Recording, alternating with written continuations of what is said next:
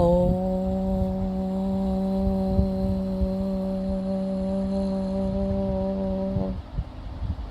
शांति। आज है 11 मई 2026 की बाप दादा के महावाक्य। बाबा कहते मीठे बच्चे। हाँ जी बाबा। बाबा आए हैं आप बच्चों को अपने समान महिमा लायक बनाने। बाप की जो महिमा है वह अभी तुम धारण करते हो। तो बाबा आए हैं इस संगम युग पर हम बच्चों को आप समान बनाने। जैसे बाबा सर्वशक्तिवान है वैसे ही हमें भी क्या बनाते हैं, मास्टर सर्वशक्तिवान, सभी गुणों, शक्तियों और खजानों से भरपूर करने के लिए आए हैं। तो अभी अपने समान महिमा लायक बनाने। बाप की जो महिमा है वह अभी तुम धारण करते हो, है ना। तो जैसे बाप की महिमा है, हम 63 जन्मों से पुकारते हैं, तो बाबा भी हमें अभी वैसा ही अपने लायक बनाते हैं, महिमा लायक बनाते हैं, अपने समान बनाते हैं। तो अभी तुम बाबा कहते हैं कि धारण करते हो। प्रश्न किया है, भक्ति मार्ग में परमात्मा माशूक को पूरा ना जानते भी कौन से शब्द बहुत प्यार से बोलते और याद करते हो। तो भक्ति मार्ग में परमात्मा माशूक को पूरा ना जाने के कारण कौन से शब्द बहुत प्यार से बोलते हो और याद करते हो। 63 जन्मों से परमात्मा को, भगवान को याद करते हैं, तो वो कौन से शब्द है। उत्तर दिया है बाबा ने, बहुत प्यार से कहते हैं और याद करते हैं कि हे माशूक तुम जब आएंगे तो हम सिर्फ आपको ही याद करेंगे, है ना। तो बुलाते हैं कि हमें साक्षात्कार हो जाए, हमें दिख जाए, तो ऐसी दिव्य दृष्टि मिल जाए कि हमें परमात्मा मिल जाए। प्रार्थनाओं में, अपने आरतियों में, है ना, इस तरह से प्रेयर्स में अपना कहते आए हैं कि परमात्मा जब आप आओगे, परमात्मा माशूक को, है ये कहते हैं, ये सारी दुनिया क्या है, आशिक है एक परमात्मा माशूक के, कि जब आप आएंगे तो सिर्फ आपको ही याद करेंगे और सबसे बुद्धि योग तोड़कर आपके साथ जोड़ेंगे। तो आप बाप कहते हैं बच्चे मैं आया हुआ हूँ तो देही अभिमानी बनो। तुम्हारा पहला फर्ज है बाप से, प्यार से बाप को याद करना। तो बाबा कहते हैं अभी सभी से बुद्धि योग तोड़कर फिर जो इतने जन्मों से कहते आए हो कि हम आप जब आएंगे तो हम आप परवार ही जाएंगे, आपको याद करेंगे, तो अब सभी से बुद्धि तोड़ फिर आपके साथ जोड़ेंगे। तो अब बाप कहते हैं कि बच्चे मैं आया हुआ हूँ तो देही अभिमानी बनो, आत्मिक समृद्धि में रहो, अपने सत्य स्वरूप में आओ। तो तुम्हारा पहला फर्ज है बाप को प्यार से याद करना। ओम शांति। ओम शांति बाबा। मीठे मीठे जीव की आत्माओं को परमपिता परमात्मा जिसने अब शरीर का लोन लिया है बैठ समझाते हैं कि मैं साधारण बूढ़े तन में आता हूँ, आकर बहुत बच्चों को पढ़ाता हूँ। तो ब्रह्मा मुख वंशावली ब्राह्मण बच्चों को ही समझाएंगे, ज़रूर मुख द्वारा ही समझाएंगे और किसी को समझाएंगे। और किसको समझाएंगे। कहते हैं बच्चे तुम मुझे भक्ति मार्ग में बुलाते आए हो, हे पतित पावन। भारत खास और दुनिया में आम सब बुलाते हैं। हाँ, तो खास स्पेशली तो भारत में बुलाते हैं और दुनिया में तो आम बुलाते हैं, सब बुलाते हैं। तो भारत ही पावन था, बाकी सब शांति धाम में थे। तो सबसे पहले तो सतयुग कहाँ है, भारत में, भारत खंड में। तो भारत ही पावन था और बाकी सब क्या थे, शांति धाम में थे। जब बाकी आत्माएं कहाँ थी, शांति धाम में, विश्राम में, अपने साइलेंस में थी। तो जिनका जब पाठ शुरू होता है तभी सृष्टि चक्कर पर उतरती हैं। तो बच्चों को यह स्मृति में रखना चाहिए कि सतयुग त्रेता किसको कहा जाता है, द्वापर कलयुग किसको कहा जाता है, उसमें कौन सा राज्य करते थे। तुम्हारी बुद्धि में पूरी नॉलेज है। जैसे बाप को रचना के आदि मध्य अंत का ज्ञान है, वैसे तुम्हारी बुद्धि में भी है। तो जैसे बाबा को पूरा रचना का ज्ञान है, आदि मध्य की अंत का पूरा ज्ञान है, बाबा कहते वैसे ही तुम्हारी बुद्धि में भी है। लेकिन तुम अपने आप को भूल गए, आत्मा अपने आप को भूल गई, तो इसलिए भूल गए। तो बाप जो ज्ञान देते हैं वह बच्चों में भी ज़रूर होना चाहिए। बाप आकर बच्चों को आप समान बनाते हैं। तो जितनी बाप की महिमा है उतनी बच्चों की भी है।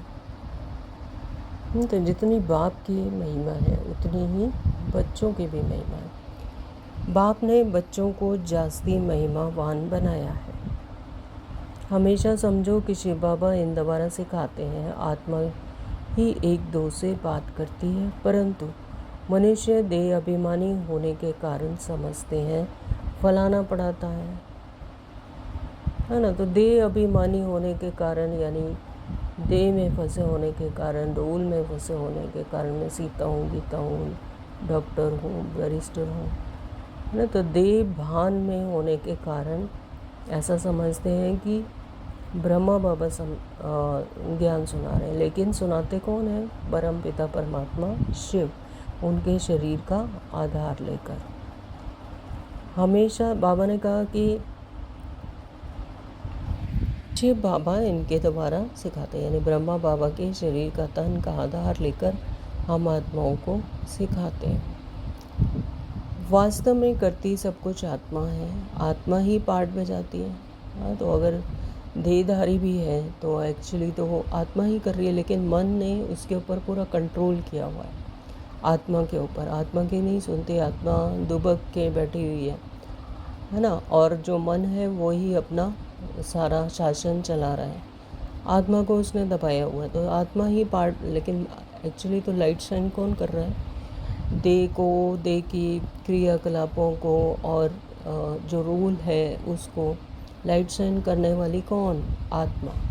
तो देह ही अभिमानी बनना है, घड़ी घड़ी अपने को आत्मा समझना है। जब अपने आत्मिक स्मृति में आते, अपने सत्य स्वरूप में आते हैं, अपनी हाईएस्ट कॉन्शियसनेस में आते हैं, तो फिर आत्मा इन कर्मेंद्रियों पर को कंट्रोल कर सकती है। देही अभिमानी बनना है, तो आत्मिक स्मृति में रहना, घड़ी घड़ी अपने को आत्मा समझना है। जब तक अपने को आत्मा नहीं समझेंगे तो बाप को भी याद नहीं कर सकेंगे। तो अपने आप को याद दिलाना है कि मैं आत्मा हूँ। तो भूल जाते हैं। तुमसे पूछा जाता है तुम किसके बच्चे हो, तो कहते हो हम शिव बाबा के बच्चे हैं। विजिटर बुक में भी लिखा हुआ है तुम्हारा बाप कौन है, तो झट दे के बाप का नाम बताएंगे, है ना। तो अगर कोई पूछे तो फिर कि तुम किसके बच्चे हो, कि कौन तुम्हारा पिता कौन है, तुम्हारा बाप कौन है, तो देह के बाप का ही नाम याद आता है, वही बताएंगे क्योंकि देह भान में है। अच्छा, अब देही के बाप का नाम बताओ। देही के बाप यानी आत्मा के बाप। देही का बाप कौन है? परमपिता परमात्मा। तुम कोई श्री कृष्ण का, कोई हनुमान का नाम लिखेंगे या तो लिखेंगे हम नहीं जानते। अरे तुम लौकिक बाप को जानते हो, तो श्री कृष्ण का, हनुमान के, जो इष्ट देवी देवता है उन्हीं को ही भगवान मानते हैं, तो उसी का ही नाम लिख देते हैं कि हमारा तो जो अलौकिक बाप है वो ये है, लेकिन वो क्या है? इष्ट देवी देवता। अरे तुम लौकिक बाप को जानते हो, और पारलौकिक बाप जिनको तुम हमेशा दुख में याद करते हो उनको नहीं जानते हो, है ना। पारलौकिक बाप हम आत्माओं का इस लोक से परे रहने वाला है, पारलौकिक बाप, उसको जिसको दुख में याद करते हो कि परमात्मा हमें दुखों से बचाओ, लिबरेट करो। तो बाबा कहते हैं उनको नहीं जानते हो। कहते भी हैं हे भगवान रहम करो, हे भगवान एक बच्चा दो, मांगते हो ना। तो अब आप बिल्कुल सहज बात बताते हैं। तुम देह अभिमान में बहुत रहते हो, इसलिए बाप के वर्षे का नशा नहीं चढ़ता है। तो जैसे कि एक बिजली की तार होती है, तो जब तक उसके ऊपर का खोल जो है वो कवर, वो नहीं, उसको अनकवर नहीं करते, उसको निकालते नहीं, ऊपर का जो प्लास्टिक लगी होती है ना, जब तक वो तार उससे मैच नहीं, जॉइन नहीं करते, तब तक उसमें करंट नहीं आता, है ना। तो इसी तरह से ये देह भान, जब तक देह भान में फंसे हुए हैं, आत्मा इतनी परतों में फंसी हुई है ना, संकल्पों में, देह भान में, मन बुद्धि संस्कारों में फंसी हुई है, तो तब तक उस परमात्मा से कनेक्शन नहीं जुड़ सकता। अगर समझो कि पर्दे लगा रखे हो चारों तरफ और अंदर एक धूप चाहिए, हाँ, तो वो जब तक पर्दा नहीं हटाएंगे तो वो धूप से कनेक्शन कैसे होगा? तो उसके लिए वो पर्दे हटाने पड़ेंगे, है ना, तब उसकी धूप को ले सकेंगे। यानी कहने का अर्थ ये है कि जो देह भान से जब तक नहीं निकलते हैं तब तक परमात्मा से कनेक्शन नहीं जुड़ता। जब तक अपने आप को आत्मा नहीं समझते, जब तक अपने सत्य स्वरूप में नहीं आते, देह अभिमान में रहते हैं, तो बाप से कनेक्शन नहीं जुड़ता, ना ही बाप के वर्षे का नशा नहीं चढ़ता है। तुमको तो बहुत नशा चढ़ना चाहिए। भक्ति करते भी हैं भगवान से मिलने के लिए। यज्ञ, तप, दान, पुण्य आदि करना सब भक्ति है। तो सब एक भगवान को याद करते हैं। बाप कहते हैं मैं तुम्हारा पतियों का पति हूँ। यानी ये स्थूल दुनिया की वस्तुओं के लिए, देह के लिए, अगर विवेक कहता है कि हम सब कुछ देह के लिए कर रहे हैं, है ना, मकान बना रहे हैं अच्छा कंफर्ट के लिए, देह के लिए, और खा रहे हैं तो भी देह के लिए, लेकिन आत्मा को बिल्कुल उससे बेरुख है, उसको आत्मा को जानते ही नहीं। बाप कहते हैं मैं तुम्हारा पतियों का पति हूँ, बापों का बाप हूँ। सब बाप भगवान को याद जरूर करते हैं, आत्मा ही याद करती हैं। बल कहते भी हैं प्रकृति के बीच में चमकता है अजब सितारा, परंतु यह बगैर समझ के ऐसे ही कह देते हैं। तो अभी 1 मिनट के साइलेंस में परमात्मा पिता को याद करेंगे। मैं आत्मा दोनों आँखों के बीच, प्रकृति के बीच दिव्य प्रकाश से चमक रही हूँ।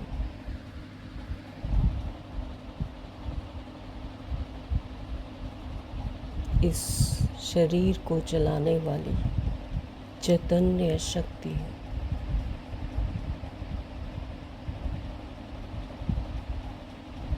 ज्ञान सूर्य परमात्मा के परमात्म शक्तियाँ मुझ आत्मा पर बरस रही अनुभव करेंगे।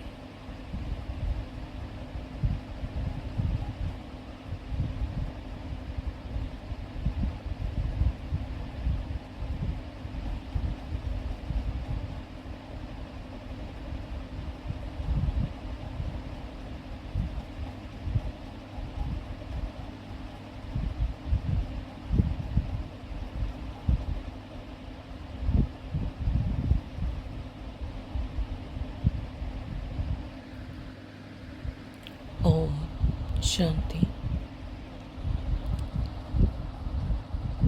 तो रहस्य का कुछ भी पता नहीं। तुम आत्मा को ही नहीं जानते हो तो आत्मा के बाप को कैसे जान सकेंगे? और जब अपने आप का ही नहीं पता तो फिर परमात्मा को कैसे जानेंगे? सबसे पहले तो अपने आप को आत्मा निश्चय कर, आत्मा का अपने सत्य स्वरूप को जानना जरूरी है। जब तक अपने आप को नहीं जानेंगे तब बाप को कैसे जान सकेंगे? वो भी तो बिंदु स्वरूप है, ज्योति स्वरूप है ना। अपने आप को जब जानेंगे तब बाप का भी स्वरूप जान सकेंगे, परमात्मा को भी इन ज्ञान चक्षुओं से देख सकेंगे। तो दीदार तो होता है भक्ति मार्ग वाला। तो अगर किसी ने भक्ति मार्ग में, अगर किसी की आसक्ति है कि मैं परमात्मा का साक्षात्कार करूं, तो वह जैसे इष्ट देवी देवता के रूप में परमात्मा को याद करता है, भगवान को याद करता है, तो उसे वैसा ही उसका साक्षात्कार करवाता। लेकिन कराने वाला कौन? परम पिता परमात्मा। उसी की शक्ति चलती है, वही करवाता है। जैसा जिसकी भावना वैसा ही फल दे। मतलब जैसे जिसकी भावना होती है, मैं हनुमान का साक्षात्कार करूं, या मैं श्री कृष्ण का करूं, या मैं किसी माता का करूं, तो उसको वैसा ही साक्षात्कार हो जाता है। भक्ति का फल भी उसको मिलता है यथाशक्ति। तो भक्ति मार्ग में पूजा के लिए बड़ा बड़ा लिंग रख देते हैं, पर क्योंकि अगर बिंदी का रूप दिखाएं तो कोई समझ ना सके, यह है महीन बात, है ना। तो बिंदी को कैसे याद करेंगे? जब 63 जन्मों से देह भान की आदत पड़ी हुई है, तो देह को ही देखने और समझने की आदत है, स्वभाव है ना। तो फिर वो बिंदी को कैसे समझ सकेंगे? तो परमात्मा जिसको अखंड ज्योति स्वरूप कहते हैं, मनुष्य कहते हैं, उनका कोई बहुत बड़ा रूप है। जैसे कि हवा है, उसका कोई रूप नहीं है, उसको अगर एक्सप्लेन करें तो सिर्फ उसको अनुभव किया जा सकता है। तो इसी तरह से परमात्मा को भी सिर्फ अनुभव किया जा सकता है। अखंड ज्योति स्वरूप है, इन स्थूल आँखों से उसे नहीं देखा जा सकता। तो ब्रह्म समाजी मठ वाले ज्योति को परमात्मा कहते हैं। दुनिया में यह किसी को पता नहीं कि परमपिता परमात्मा बिंदी है तो मूंझ पड़े हैं। तो बच्चे भी कहते हैं, बाबा किसको याद करें, हमने तो सुना था वह बड़ा लिंग है, उनको याद किया जाता है, अब बिंदी को कैसे याद करें। अरे तुम आत्मा भी तो बिंदी हो, बाप भी बिंदी है। आत्मा को बुलाते हैं, वह जरूर यहाँ ही आकर बैठेंगे। भक्ति मार्ग में जो साक्षात्कार आदि होता है, यह सब है भक्ति। भक्ति भी एक की नहीं करते, बहुतों को भगवान बना दिया है ना। भगत जो भक्ति करते रहते हैं उनको भगवान कैसे कहेंगे।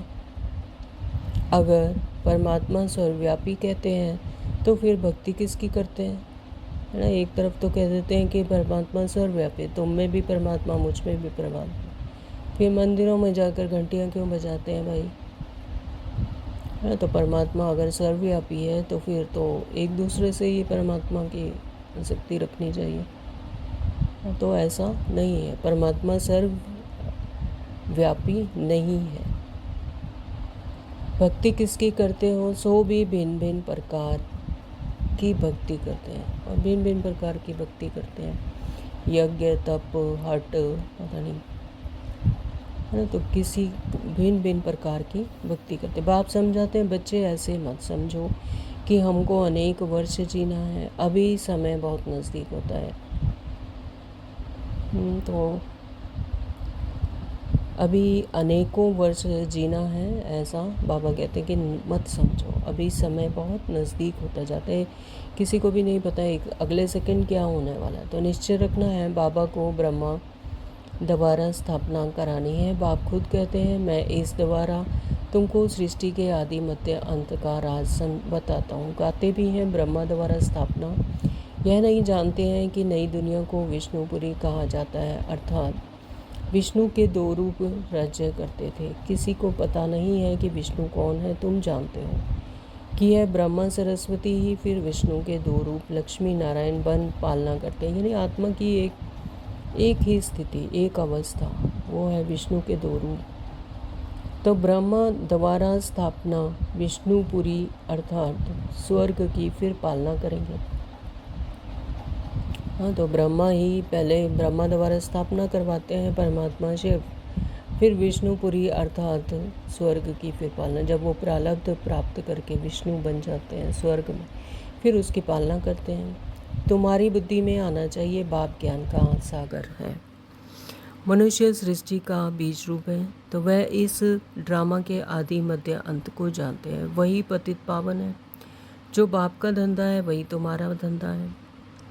तुम भी पतित से पावन बनाते हो। दुनिया में एक बाप के 3-4 बच्चे होंगे, कोई बहुत ऊंचा चढ़ा हुआ होगा तो कोई बिल्कुल नीचे होगा। तो यहाँ तुमको बाप एक ही धंधा सिखाते हैं, तुम पतितों को पावन बनाओ। सबको यह लक्ष्य दो कि शिव बाबा कहते हैं, मुझे याद करो। गीता में श्री कृष्ण भगवानुवाच लिख दिया है, तुमको समझाना है, भगवान तो निराकार पुनर्जन्म रहित है, बस यही भूल है। अभी तुम बच्चे श्री कृष्णपुरी के मालिक बन रहे हो। कोई राजधानी में आते हैं, कोई प्रजा में। श्री कृष्ण कहा जाता है क्योंकि श्री कृष्ण सभी को बहुत ही प्यारा है। बच्चे प्यारे लगते हैं ना। हाँ, तो श्री कृष्ण क्या है, बचपन का रूप है विष्णु का। हाँ, तो श्री कृष्णपुरी कहा जाता है। श्री कृष्ण क्या है, सभी को प्यारा लगता है, बच्चे प्यारे लगते हैं ना। तो बच्चों का भी माँ बाप से प्यार हो जाता है, प्यार सारा बिखर जाता है। अब बाप समझाते हैं, तुम अपने को आत्मा समझो, घड़ी घड़ी अपने को आत्मा निश्चय करो, आत्म अभिमानी बनो। बाप भी निराकार है, यहाँ भी शरीर लेना पड़ता है। हम भी शरीर लेना पड़ता है समझाने के लिए, बगैर शरीर तो समझा नहीं सकेंगे, है ना, क्योंकि सभी अपने सत्य स्वरूप को भूल गए, बिंदु स्वरूप को भूल गए। तो सभी को शरीर ही याद है, 63 जन्मों से शरीर देह भान में है। तो शरीर के द्वारा ही, मुख द्वारा, ऑर्गन्स द्वारा ही वो समझेंगे, तो बगैर शरीर तो समझा नहीं सकेंगे। तो तुमको तो अपना शरीर है, बाबा फिर लोन लेते हैं, बाकी इसमें प्रेरणा आदि की कोई बात नहीं है। बाप खुद कहते हैं कि मैं यह शरीर धारण कर बच्चों को पढ़ाता हूँ, क्योंकि तुम्हारी आत्मा जो भी तमो प्रधान बन गई है उनको सतो प्रधान बनाना है। गाते भी हैं पतित पावन आओ, परंतु अर्थ नहीं समझते। अभी तुम समझते हो बाप कैसे आकर पावन बनाते हैं, यह भी तुम जानते हो। सतयुग में सिर्फ हमारा ही छोटा झाड़ होगा। तो सतयुग में छोटा झाड़ यानी यहाँ स्थूल दुनिया में भी झाड़ कहते हैं, जैसे एंसेस्टर्स हैं। हाँ, तो सतयुग में कम आत्माएं होंगी तो छोटा झाड़ होगा, तो तुम स्वर्ग में ही जाएंगे। बाकी जो इतने खंड हैं उनका नाम निशान नहीं होगा। हाँ, तो बाकी सब जलमग्न हो जाएंगे। पृथ्वी पर सिर्फ एक ही खंड होगा, भारत का ही खंड होगा। तो बाकी जो और खंड हैं उनका नाम निशान ही नहीं होगा, जलमग्न हो जाएगा। तो भारत खंड ही स्वर्ग होगा। परमपिता परमात्मा ही आकर हेवन की स्थापना करते हैं। अभी हेल है, प्राचीन भारत खंड ही है जहाँ देवताओं का राज्य था, अब नहीं है। उन्हों के यहाँ मंदिर हैं, चित्र हैं। तो भारत की बात हुई, यह कोई भी भारतवासी की बुद्धि में नहीं आता है कि भारत स्वर्ग था। यह लक्ष्मी नारायण मालिक थे और कोई खंड नहीं था। तो अब तो अनेक धर्म आ गए हैं। हाँ, तो सारी सृष्टि चक्कर पर इस समय सारी जितनी भी आत्माएं हैं तो वो सब इस सृष्टि चक्कर पर आ चुके हैं। तो इसीलिए जैसे जैसे पहले धर्म संस्थापक आते हैं, फिर उनके फॉलोअर्स, वो धर्म को मानने वाली आत्माएं आती हैं। तो भारतवासी धर्म भ्रष्ट, कर्म भ्रष्ट बन गए हैं। श्री कृष्ण को श्याम सुंदर कह देते हैं, परंतु अर्थ नहीं समझते। हाँ, तो क्यों श्याम सुंदर, कैसे हैं? श्याम होते हैं फिर सुंदर होते हैं। तो जो श्री कृष्ण या राम की जो मूर्तियाँ भी बनाते हैं वो भी काली बनाते हैं। तो ऐसा क्यों? क्योंकि वो अभी इस समय पर सारी सृष्टि पर तमो प्रधानता है ना, तो इसलिए काली बनाते, परंतु अर्थ नहीं समझते। बराबर वह सांवरा था ना, कहते हैं श्री कृष्ण को सर्प ने डसा तो सांवरा हो गया। तो अब वह तो सतयुग का प्रिंस था, कैसे काला हो गया? तो अभी तुम यह बातें समझते हो। श्री कृष्ण के माँ बाप भी अभी पढ़ रहे हैं। हाँ, तो श्री कृष्ण को जिन्होंने जन्म देना है तो वो माँ बाप भी अभी ज्ञान ले रहे हैं, पढ़ रहे हैं। माँ बाप से उत्तम श्री कृष्ण गाया हुआ है। माँ बाप का कोई नाम नहीं है। माँ बाप का नाम नहीं है, श्री कृष्ण का नाम गाया हुआ, क्योंकि उनकी प्रारब्ध श्रेष्ठ है। तो नहीं तो जिस माँ बाप से ऐसा बच्चा पैदा हुआ हो तो वह माँ बाप भी प्यारे होने चाहिए, परंतु नहीं। महिमा सारी राधे कृष्ण की है, उनकी महिमा है, क्योंकि उन्हों की प्रारब्ध जो है वो सर्वोत्तम है, सर्वश्रेष्ठ है। हाईएस्ट कॉन्शियसनेस में वही पहुँचे, उन्हीं की ही प्रारब्ध है। माँ बाप की कुछ है नहीं। तो तुम्हारी बुद्धि में ज्ञान है, ज्ञान है दिन और भक्ति है रात। ज्ञान क्या है? दिन जब सोच रहा आता है, आत्मा को अपने आत्मिक समृद्धि का पता चलता है, अपने सत्य स्वरूप का, अपने सृष्टि चक्कर का, तीनों लोकों का, तीनों चारों युगों का।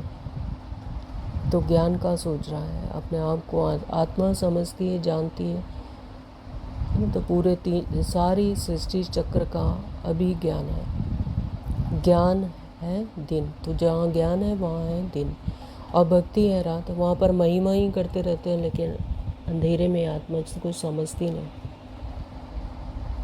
अपने आप को ही कोड़े मारती रहती है। मैं तो पापी, तुम पालनहार, तुम पवित्र पावन करता, हाँ, इस तरह से। तो ये क्या है? रात है, यानी अपना कोई उसमें ट्रांसफॉर्मेशन नहीं है, कोई परिवर्तन नहीं है आत्मा का, कुछ चेंज नहीं होता आत्मा का, सिर्फ महिमा करती रहती है। अंधियारी रात में ठोकरें खाते रहते हैं। भक्ति में अल्पकाल का सुख मिल जाता है क्योंकि महिमा करते हैं परमात्मा की, लेकिन अंधियारी रात में जैसे कि ठोकरें खाते रहते हैं। अभी तुम बच्चों को समझाया जाता है घर में ही रहो, यह सर्विस भी करते रहो। कोई को भी समझाओ तो मादा कल्प के आशिक हो, एक माशूक के। भक्ति मार्ग में सभी उनको याद करते हैं तो आशिक ठहरे ना, परंतु माशूक को पूरा जानते नहीं हैं। याद बहुत प्यार से करते हैं। अब किसी को बाबा कहते हैं कि किसी को अगर जानते तब तो उसको स्नेह करेंगे, उसको प्यार करेंगे, लेकिन माशूक को तो पूरा जानते ही नहीं, तो याद बहुत प्यार से करते हैं। हे माशूक, तुम जब आएंगे तो हम सिर्फ आपको ही याद करेंगे और सबसे बुद्धि योग तोड़ आपके साथ जोड़ेंगे। तो ऐसे तो गीत गाते थे ना। हाँ, तो मंदिरों में चिमटा बजाकर और ढोलक बजाकर, हाँ, तो कितना मतलब ज़ोर ज़ोर से, जो जितना ज़ोर से बोल रहे समझते थे कि उसकी भक्ति ज़्यादा है, उसको ज़्यादा खुशी है, नशा है।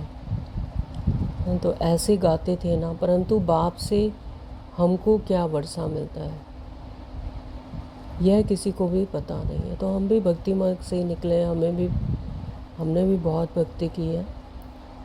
क्यों? क्योंकि जब तक परमात्मा आकर ज्ञान नहीं देते, अपने आप की स्मृति नहीं दिलाते, तब तक सभी का भक्ति का ही पार्ट है, भक्ति का फल ही ज्ञान है। तो हम सभी भक्ति करते हैं 63 जन्मों से, तो यह किसी को भी पता नहीं है। अब बाप समझाते हैं तुम देही अभिमानी बनो। बाप को याद करना तुम बच्चों का पहला फर्ज है। बच्चा हमेशा बाप को, बच्ची माँ को याद करती है। हम जीन्स है ना, तो बच्चा समझता है हम बाप का वारिस बनेंगे। बच्ची थोड़ी ही कहेगी, यह तो समझती है कि हमको तो पियर से ससुर घर जाना है। अब तुम्हारा निराकार और साकार पियर घर है। बुलाते भी हैं, परमपिता परमात्मा रहम करो, दुख हरो, सुख दो, हमें लिबरेट करो, हमारा गाइड बनो। परंतु उसका अर्थ बड़े बड़े विद्वान आचार्य भी नहीं जानते थे। बाप तो सर्व का लिबरेटर है, वही सबका कल्याणकारी है। बाकी वह अपना ही कल्याण नहीं कर सकते तो औरों को क्या करेंगे। यहाँ बाप कहते हैं मैं गुप्ता तो हूँ, खुदा दोस्त की कहानी सुनी है ना। तो अब यह पुल है कलयुग और सतयुग के बीच का, उस पार जाना है। अब खुदा तो बाप है, दोस्त भी है। तो माता पिता शिक्षक का पार्ट भी बजाते हैं। यहाँ तुमको साक्षात्कार होता है तो जादू जादू कह देते हैं। साक्षात्कार तो नौदा भक्ति वालों को भी होते हैं। तो साक्षात्कार तो जिसकी आसक्ति ऐसी होती है, जिसका इसी बात में उनको खुशी मिलती है, साक्षात्कार हो जाए। हाँ, तो नौदा भक्ति वाले हैं तो बाबा तो उनको भी साक्षात्कार तो करवा देते हैं। उनको बहुत तीखे भक्त होते हैं, दर्शन दो नहीं तो हम गला काटते हैं, तब साक्षात्कार होता है। तो ऐसा अपने शरीर का भी उनको वो नहीं रहता कि हमें साक्षात्कार होना चाहिए, नहीं तो हम गला काट लेंगे। इस तरह की अपनी ख्वाहिश रखते हैं परमात्मा के सामने, तो परमात्मा उनको साक्षात्कार करवा देते हैं। उनको नौदा भक्ति कहा जाता है। यहाँ नौदा भक्ति की बात नहीं, यानी ज्ञान की कोई बात नहीं है उसमें, सिर्फ हठ योग है कि अपने आप को तलवार से काट लेते हैं और किस तरह से। तो ये है नौदा भक्ति। यहाँ नौदा भक्ति की बात नहीं, लेकिन यहाँ पर ज्ञान मार्ग है, यहाँ पर नौदा भक्ति की कोई बात नहीं। घर में बैठे बैठे भी बहुतों को साक्षात्कार होते रहते हैं। दिव्य दृष्टि की चाबी मेरे पास है, तो परमात्मा कहते हैं कि दिव्य दृष्टि की चाबी मेरे पास है, मैं जिसे चाहूँ उसे साक्षात्कार करवा सकता हूँ। अर्जुन को भी मैंने दिव्य दृष्टि दी ना। तो यह विनाश देखो, अपना राज्य देखो, अब मामेकम याद करो तो यह बनेगी। तो परमात्मा कहते हैं कि अब मुझे याद करो, अपने को आत्मा समझ मुझे याद करो तो तुम यह बनेंगे। अभी तुम समझते हो विष्णु कौन है, मंदिर बनाने वाले खुद नहीं जानते। विष्णु द्वारा पालना 4 भुजा का अर्थ ही है 2 भुजा मेल की और 2 फीमेल की। तो विष्णु के 2 रूप लक्ष्मी नारायण हैं, परंतु कुछ भी समझते नहीं हैं, किसका भी ज्ञान नहीं है, ना शिव बाबा का ना विष्णु का। तो पहले पहले बाबा का आकर्षण था, बहुत आते थे। शुरुआत में सारा आंगन भर जाता था, जज मजिस्ट्रेट सब आते थे। फिर विकार का झगड़ा शुरू हुआ, कहने लगे बच्चे नहीं पैदा होंगे तो सृष्टि कैसे चलेगी। हाँ, तो बाबा कहते हैं शुरू में तो ज्ञान का बहुत आकर्षण था, तो फिर सारे सुनते थे। लेकिन फिर बच्चों का उनको हो गया कि बच्चे कैसे पैदा होंगे, सृष्टि कैसे चलेगी, यह तो सृष्टि बढ़ने का कायदा है। गीता की बात भी भूल गए कि भगवानों काम महाशत्रु है, उस पर जीत पानी है। कहने लगे स्त्री पुरुष दोनों इकट्ठे आए तो उनको ज्ञान दो, अकेले को नहीं दो। तो अब दोनों भी आए तो देवे ना, देखो दोनों को इकट्ठा भी देते हैं तो कोई ज्ञान लेते हैं कोई नहीं लेते हैं। तकदीर में नहीं होगा तो क्या कर सकते हैं। हाँ, तो जिनकी नींद नहीं है परमात्मा के ज्ञान की, या ऐसे कहीं कि सतयुग में जो आने वाली नहीं है आत्माएं, तो उनको वो ज्ञान टच नहीं करेगा, उनको है ना, उसमें कोई आसक्ति नहीं होगी, उनकी खुशी नहीं मिलेगी। तो एक हंस एक बगुला बन पड़ता है ना। अगर जैसे कि युगल अगर आ जाते हैं, पति पत्नी दोनों ही आ जाते हैं, एक जो है वो उसका पार्ट है सतयुग में आने का और दूसरे का मान लो कि नहीं है, तो फिर एक हंस और एक बगला बन पड़ते हैं। तो यहाँ तुम ब्राह्मण देवताओं से भी उत्तम हो, जानते हो हम ईश्वरीय संतान हैं, शिव बाबा के बच्चे हैं, तो वहाँ स्वर्ग में तुमको यह ज्ञान नहीं रहेगा। तो स्वर्ग में ये विस्मृति हो जाती है। आत्मा अपने संपन्न अवस्था में तो होती है, लेकिन उसको तीनों लोकों का, ये परमात्मा का और चारों युगों का ज्ञान नहीं होता है। सृष्टि चक्र का ज्ञान भूल जाता है, सिर्फ ये याद रहता है कि मैं आत्मा हूँ और इस देह भान से डिटैच हूँ ना। जब निराकारी दुनिया मुक्ति धाम में होंगे तब यह ज्ञान होगा। तो यह ज्ञान शरीर के साथ ही खत्म हो जाता है। तो ये शरीर के साथ ही, ये शरीर में ये भी एक प्रकृति का नियम है कि शरीर के साथ ही हम ज्ञान लेते हैं। ये शरीर से गए तो फिर ज्ञान उतना का उतना ही रहेगा जो शरीर में लिया है। तो आत्मा अपने आत्मिक स्वरूप में, यानी इस शरीर से निकलकर फिर ज्ञान नहीं उठाती। तो अभी तुमको ज्ञान है, एक बाबा पढ़ा रहे हैं, तो अब यह खेल पूरा होता है। सब एक्टर्स हाजिर हैं, बाबा भी आया है, रही हुई आत्माएं भी आती रहती हैं। जब सब आ जाएंगे तब विनाश होगा, एक सबको बाप साथ ले जाएगा। सबको जाना है, इस पति दुनिया का विनाश होना है। अच्छा, मीठे मीठे सिकलदे बच्चों प्रति माता पिता बाप दादा का याद प्यार और गुड मॉर्निंग। रूहानी बाप की रूहानी बच्चों को नमस्ते। हम रूहानी बच्चों की रूहानी माता पिता बाप दादा को याद प्यार गुड मॉर्निंग, नमस्ते जी, नमस्ते जी। शुक्रिया मेरे मीठे बाबा, आपका दिल से बहुत बहुत शुक्रिया। धारणा के लिए मुख्य सार में नंबर 1 बाबा ने कहा, पतित से पावन बनाने का धंधा जो पाप का है वही धंधा करना है। तो जो परमपिता परमात्मा का काम है पतित से पावन बनाना, तो हम बच्चों का भी यही काम है।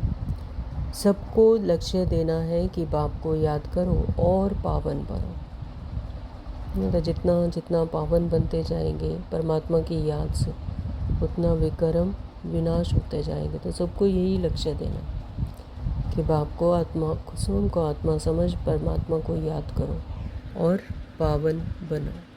पर 2 बाबा ने कहा कि ब्राह्मण जीवन देवताओं से भी उत्तम जीवन है। तो देवताओं को तो वहाँ पर विस्मृति हो जाती है, वो तो प्रारब्ध है। लेकिन ब्राह्मण जीवन जो है वो चढ़ती कला का है कि आत्मा की हाईएस्ट कॉन्शियसनेस में है। तीनों लोकों का ज्ञान है, आत्मा का ज्ञान है, परमात्मा का ज्ञान, पूरे सृष्टि चक्र का ज्ञान है, चारों युगों का ज्ञान है। तो यहाँ पर उत्तम जीवन है, डायमंड युग। अगर सतयुग को गोल्डन युग कहा जाता है तो संगम को डायमंड युग कहा जाता है, क्योंकि परमात्मा हमारे सम्मुख है। तो कितने सौभाग्य की बात है कि हम परमात्मा की गोद में जाके बैठ जाते हैं।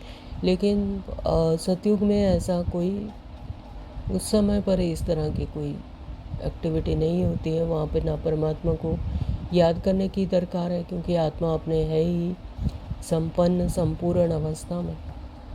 हाँ, लेकिन वहाँ पर इस तरह की कोई याद नहीं रहती, सृष्टि चक्र याद नहीं रहता।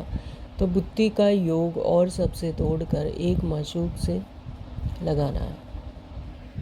बुद्धि का योग और सबसे तोड़कर एक माशूक को याद करना है। हमेशा बुद्धि में ये स्मृति रहे, परमात्मा मेरे साथ है, परमात्मा के साथ कंबाइंड स्वरूप।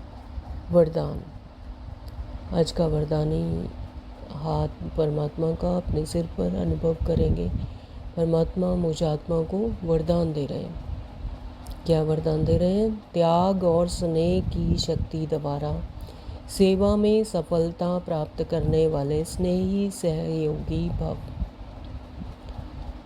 त्याग और स्नेह की शक्ति द्वारा सेवा में सफलता प्राप्त करने वाले स्नेही सहयोगी भाव। थैंक यू बाबा, शुक्रिया। तो जैसे शुरू में नॉलेज की शक्ति कम थी, लेकिन त्याग और स्नेह के आधार पर सफलता मिली। तो शुरू में क्या, नॉलेज की शक्ति भी कम थी और त्याग और स्नेह के आधार पर ही सफलता मिली। बुद्धि में दिन रात बाबा और यज्ञ तरफ लगन रही। जिगर से निकलता था बाबा और यज्ञ। तो इसी स्नेह ने सभी को सहयोग में लाया। इसी शक्ति से केंद्र बने। साकार स्नेह से भी मन मना भव बने। साकार स्नेह ने ही सहयोगी बनाया है ना। तो स्थूल दुनिया, स्थूल में भी साकार में भी स्नेह से ही मन मना भव बने और साकार स्नेह ने ही सहयोगी बनाए। अभी भी त्याग और स्नेह की शक्ति से घेराव डालो तो सफलता मिल जाएगी।